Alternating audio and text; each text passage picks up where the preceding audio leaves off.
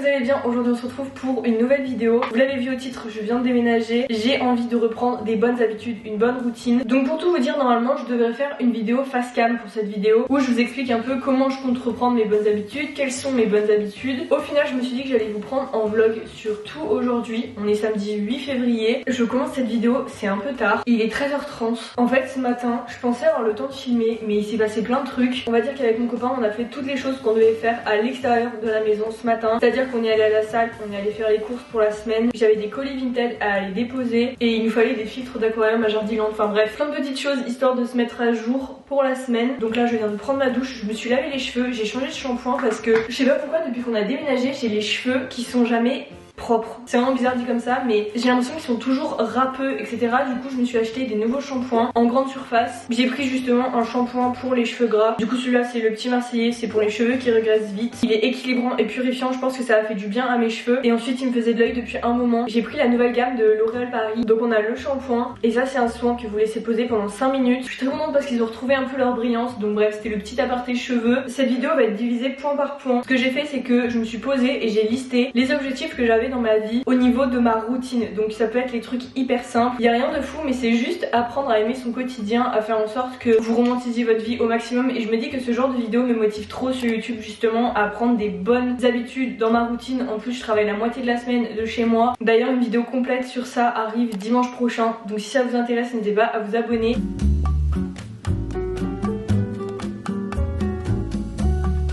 Donc là j'ai calculé, ça va faire 3 ans que je suis inscrite en salle de musculation. Je pense que personne de mon entourage aurait pensé que je m'y tienne autant et moi la première. J'ai commencé un peu pour les mêmes raisons que tout le monde, c'est-à-dire je veux changer mon corps, je veux voir des résultats hyper rapidement. Mais en fait ce que j'ai tout de suite beaucoup aimé c'est le fait que vous êtes un peu comme dans votre bulle. Ça n'a rien à voir avec les sports collectifs par exemple où là vous avez vraiment un esprit d'équipe etc. La musculation, vous êtes avec vos écouteurs, votre musique, vous y allez aux horaires que vous voulez et c'est vous qui décidez de votre discipline. Franchement j'ai quand même pas mal abordé ce sujet sur ma chaîne ces dernières années par rapport à tout ce qui est motivation et discipline, les deux choses différentes. Parce que oui c'est bien d'avoir la motivation mais la motivation vous l'aurez pas tout le temps. Quand j'ai fait une journée de travail, que je dois aller au sport à 19h30 20h, qu'il pleut dehors, franchement c'est plus la discipline qui me fait aller à la salle. On se rend pas compte mais il y a vraiment plein de façons de se dépenser. Moi je suis pas très ok avec le challenge des 10 000 pas par jour parce que ça dépend vraiment de l'emploi du temps de chacun, aussi de vos journées et je trouve qu'il faudrait pas que cet objectif qui justement est bon pour votre corps à la base soit une corvée à faire. Donc l'objectif principal c'est vraiment de pas se prendre la tête avec le sport mais de se dire qu'on a la chance de pouvoir bouger notre corps, on a la chance de pouvoir choisir entre plein d'activités différentes pour le sport. Donc ce matin j'ai été à la salle, j'ai fait une séance leg day, donc focus ischio-fessier. Pour trouver mes séances en vrai, rien de plus simple. Je fonctionne sur tranche de 3 mois, c'est-à-dire je m'inspire vraiment de tout ce que je peux voir sur les réseaux et je construis mes programmes tous les 3 mois, ce qui me permet de varier toujours un petit peu les exercices que je fais et aussi les résultats parce que si vous restez sur les mêmes exercices, les mêmes charges tout le temps, vous allez vraiment stagner. J'ai vraiment eu des moments au cours de ces 3 dernières années de muscu où j'avais plus vraiment de discipline, plus de motivation et j'avais vraiment l'impression de stagner. Donc il y a des moments où je me suis plus mis au running, je me suis même mis à la natation pour ceux qui ont suivi en septembre. J'y suis allée 3 mois à peu près, je sais pas comment j'ai tenu aussi longtemps parce que pour tout vous dire je suis pas très douée en natation. J'y allais avec mon copain qui m'a beaucoup aidé pour apprendre les bases mais en vrai c'est pas un sport que j'aime. On va dire que j'essaye toujours, même les jours où je suis à l'école, de faire un maximum de pas. Des fois on va pas se mentir, je respecte pas du tout cet objectif parce que j'ai juste trop la flemme, mais j'essaye au moins de marcher quotidiennement, quitte à descendre par exemple un arrêt tram avant l'école ou voilà m'obliger à me dire faut que je me dépense parce que j'en suis arrivée à un stade où pour bien dormir la nuit il faut vraiment que je me dépense la journée, que ce soit pas juste mental, que vraiment j'ai marché, j'ai couru, j'ai été à la salle, peu importe. C'est vraiment ce qui va vous permettre de vous sentir bien le sport, peu importe celui que vous faites.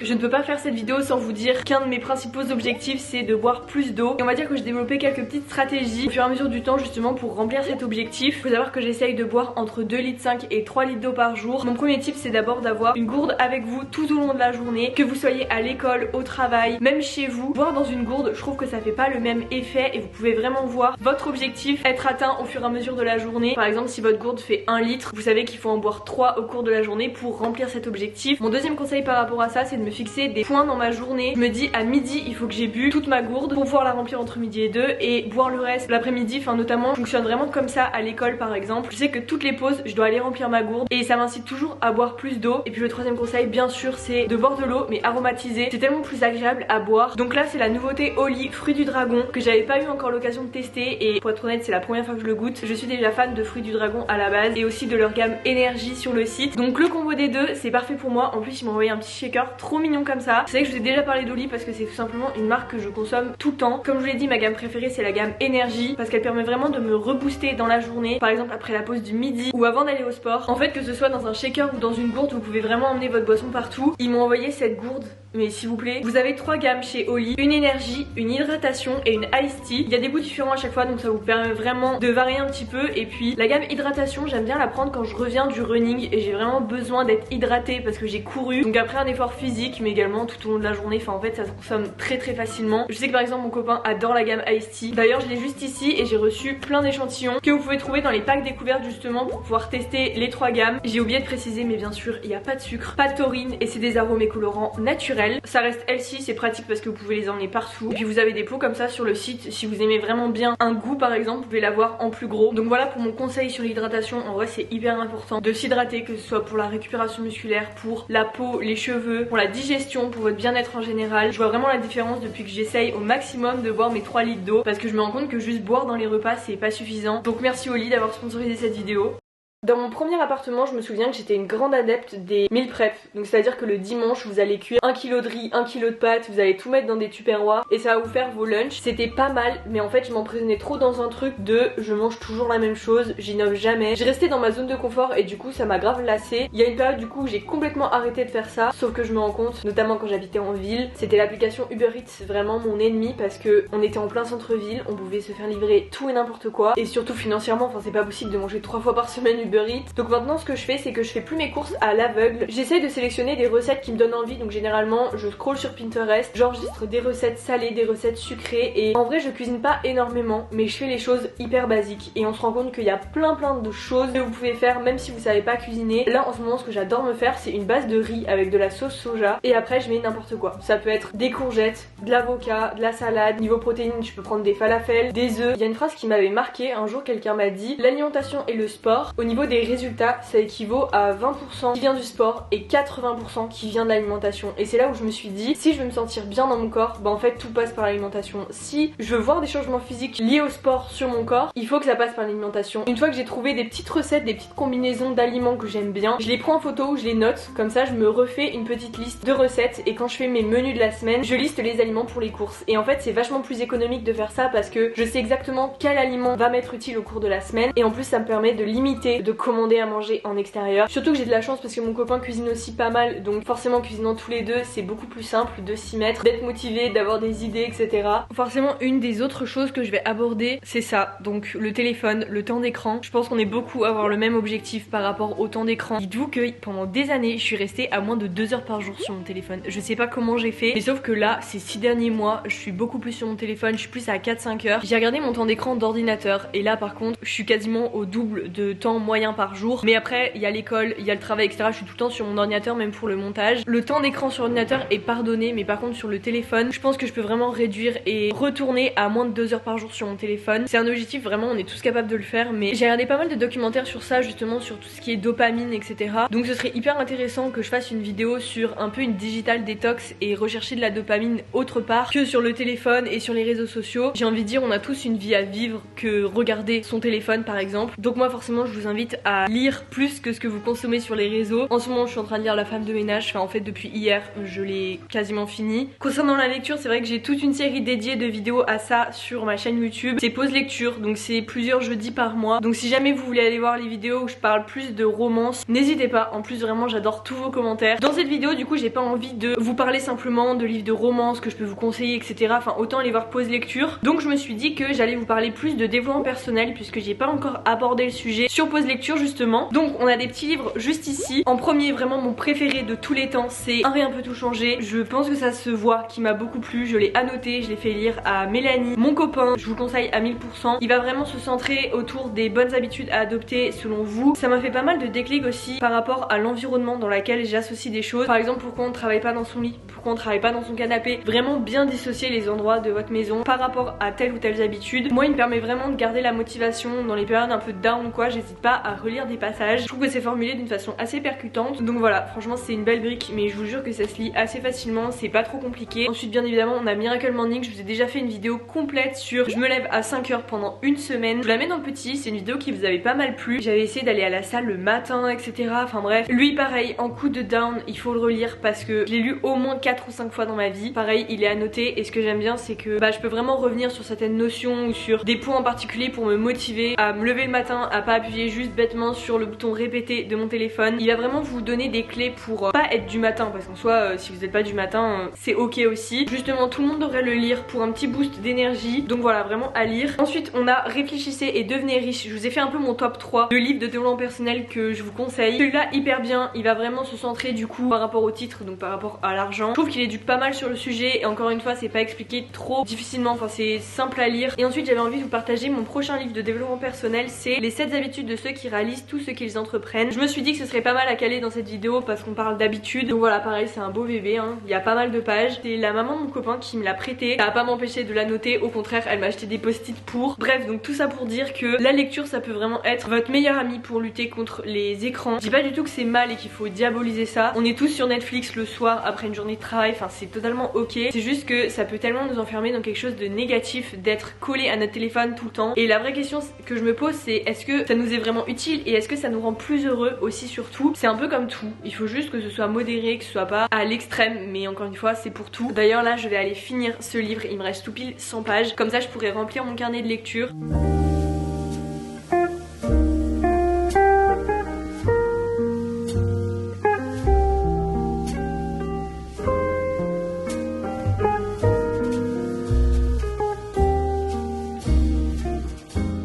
Forcément une habitude que je suis un peu obligée entre guillemets de mettre en place et de garder sur le long terme, c'est les projets d'école, la motivation qui va avec etc. Surtout étant en alternance c'est d'autant plus dur parce que le rythme change tout le temps. Un coup vous êtes focus école, un coup vous êtes focus entreprise. Donc voilà, je pense que tous les alternants qui me regardent on est un peu dans le même cas. Donc tous les week-ends je prends généralement le dimanche après-midi pour me mettre à jour sur tous mes cours. Dites-vous qu'à l'heure où vous regardez cette vidéo, dans 3 mois je passe mon examen du BTS et tout va se résumer en 4 jours en mai. Donc en fait tout ce pourquoi je travaille depuis 2 ans maintenant va se jouer en 4 jours parce qu'il n'y a pas de contrôle continu dans cette formation. Donc bref, on a intérêt de réviser toute l'année, de faire les fiches etc. Faut vraiment que je range mon bureau, on fera ça dans une prochaine vidéo parce que là vraiment il y a tout et n'importe quoi. Genre dans mes trucs de cours il y a un papier colissimo. J'ai un gros classeur juste ici où j'ai rangé toutes mes feuilles de révision par matière et après j'ai plein de trucs qui sont sur mon ordinateur. J'ai gardé un peu l'organisation que j'avais pour la fac. On prenait jamais vraiment de notes à part en TD, je me souviens on avait le droit à une feuille mais c'était vraiment que focus sur l'ordi. J'ai pas mal de choses sur mon ordinateur aussi mais il y a des matières où je n'ai pas le droit à l'ordinateur, donc c'est pas plus mal en vrai parce que ça m'entraîne à écrire. J'ai quand même l'impression que ça me fait avancer moins vite de tout écrire plutôt que directement avoir sur l'ordinateur, imprimer et faire mes fiches à partir de ça. En deuxième année on a aussi des profs qui nous donnent carrément des cours en papier parce que on est à 3 mois du BTS et on a du retard. Donc là par exemple j'ai une fiche à faire sur les politiques de l'emploi en CEJM. Si j'ai vraiment un conseil à vous donner par rapport au travail d'école, c'est vraiment de tout faire au fur et à mesure. Vous le savez depuis mes vlogs au lycée, j'ai tout le temps fait mes fiches en avance. Je me remercie tellement pour ça. Prendre de l'avance c'est la meilleure chose que vous pouvez faire. Donc si après cette vidéo vous avez des devoirs d'école à faire, mettez-vous-y maintenant parce que c'est pas juste avant le bac que vous allez faire vos fiches et tout apprendre. Vraiment vaut mieux aller serein à l'examen parce que vous avez anticipé votre travail. Surtout que les fiches, ce qui est bien c'est que vous pouvez les rentrer dans une application comme Quizlet par exemple et faire en sorte de réviser régulièrement. Juste de la lecture par exemple de vos fiches, ça va vraiment vous faire un petit rappel pour après votre apprentissage. Et vous allez voir qu'il y a des notions que vous allez tout le temps garder dans votre tête parce que vous serez tout le temps en train de relire les mêmes et il y aura pas vraiment cette phase d'apprentissage pénible à faire si j'ai envie de dire où vous rentrez des définitions et des définitions que vous allez oublier le lendemain. D'ailleurs dites-moi en commentaire si vous passez un examen cette année et qu'est-ce que c'est, si c'est le bac, un examen en études sup, le BTS.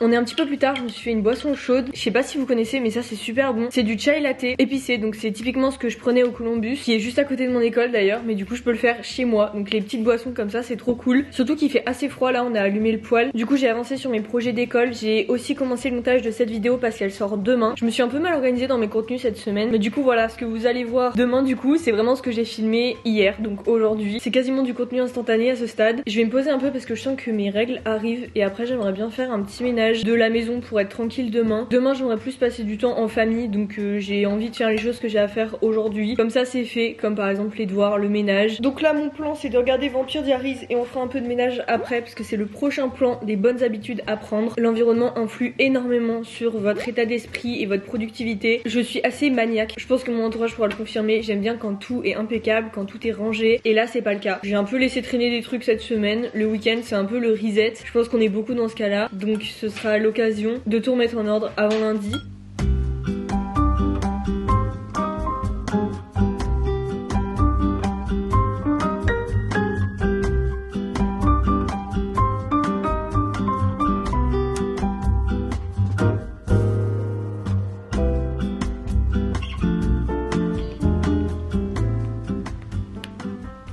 La dernière chose dont je voulais vous parler c'est le journaling. J'aborde pas mal le sujet sur ma chaîne depuis plusieurs années. En soi j'en ai toujours fait, j'ai toujours tenu des journaux intimes. Depuis petite, écrire ce que je ressens c'est vraiment un besoin et je le fais pas forcément au quotidien, je le fais vraiment quand je le ressens. Parfois il se passe des mois sans que j'ai à écrire quelque chose parce que j'ai rien d'intéressant à écrire, j'ai pas besoin. Donc je vais vous montrer mes deux façons de faire du journaling. Tout d'abord on a un carnet classique, donc c'est un peu un journal intime où je peux relater des événements, comment je me sens par rapport à certaines situations. C'est hyper intéressant parce que du coup maintenant que je suis suivie par une psy, ces carnets sont assez précieux si j'ai envie de dire parce que ça retrace plein d'événements de ma vie et surtout des émotions que j'ai pu ressentir à telle ou telle situation. Donc voilà pour ça. Et le deuxième, un peu plus connu, qu'on voit plus sur les réseaux, c'est la gratitude. J'essaye de la faire depuis quasiment 2 ans maintenant. Je le fais pas tous les jours. Honnêtement au début je m'y tenais tous les jours mais je trouve que c'est compliqué. En gros dans ce carnet vous avez des pages vierges où il faut compléter. Le matin vous écrivez 3 choses pour lesquelles vous êtes reconnaissant, 3 choses qui vont se passer aujourd'hui qui vont être cool et 2 affirmations positives à propos de vous-même. Et ensuite le soir vous avez 3 choses à écrire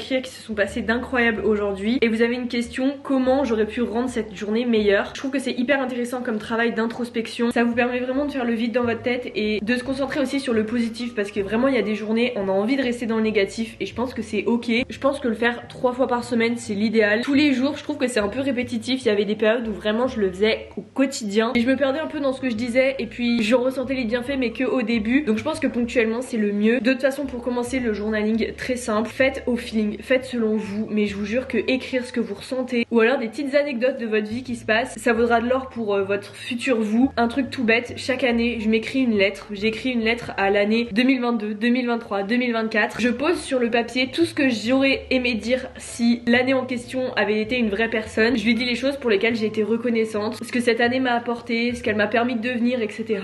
Et même si des fois c'est pas forcément hyper positif, ça permet aussi de faire une introspection. Donc bref, je vais pas y passer trop de temps parce que je vous en ai déjà parlé du journaling. Il y a des périodes de ma vie où j'en fais énormément et d'autres où je ressens pas le besoin, et le journaling faut pas se forcer. Justement ce qui va être bien c'est quand vous allez être ok avec tout ce que vous écrivez et que vous en ressentez le besoin parce que ça va sortir tout seul. Je vous recommande également d'écrire parce que ça fait beaucoup de bien et c'est une thérapie gratuite. Voilà, le journaling c'est pas que une mode, vraiment c'est quelque chose que vous pouvez adopter dans votre vie et surtout le faire pour vous et pas juste parce qu'on le voit sur Instagram. Voilà, je pense que vous voyez ce que je veux dire. Je crois que je commence à être malade. Je pense que je vais mettre fin à cette vidéo ici. Je vais continuer un petit peu de faire le montage et après on va se faire une petite soirée. On va faire des petites frites de patates douces ce soir. Ça va être très bon, ça fait longtemps que j'en ai pas mangé. Si voilà vous avez besoin de motivation, je pense que cette vidéo tombait au bon moment. On est encore au début de l'année donc on peut encore se motiver ensemble pour le début de l'année, pour accomplir nos objectifs et puis se sentir bien. Comme je vous l'ai dit au début de la vidéo, il n'y a rien de miraculeux dans tout ce que je vous ai dit. C'est des trucs hyper simples mais qu'on peut tous adopter à notre échelle pour se sentir bien. En tout cas voilà, je vous ai partagé tout ce qui me faisait me sentir bien et me sentir accomplie dans ma routine. Comme quoi il n'y a rien besoin de fou. Et puis tout ce qu'on voit sur les réseaux, en vrai c'est ça. C'est comment se sentir bien. Par exemple cette fille qu'on voit partout sur Pinterest, elle aussi elle fait des trucs lambda mais juste c'est la façon dont elle les fait pour elle, pour se sentir bien et pour travailler sur elle. Donc c'est cette vision de that girl que j'ai envie de devenir en 2025. En tout cas si la vidéo vous a plu, n'hésitez pas à la liker et à vous abonner, ça fait toujours plaisir. Et non, on se revoit bientôt dans une prochaine vidéo. Salut!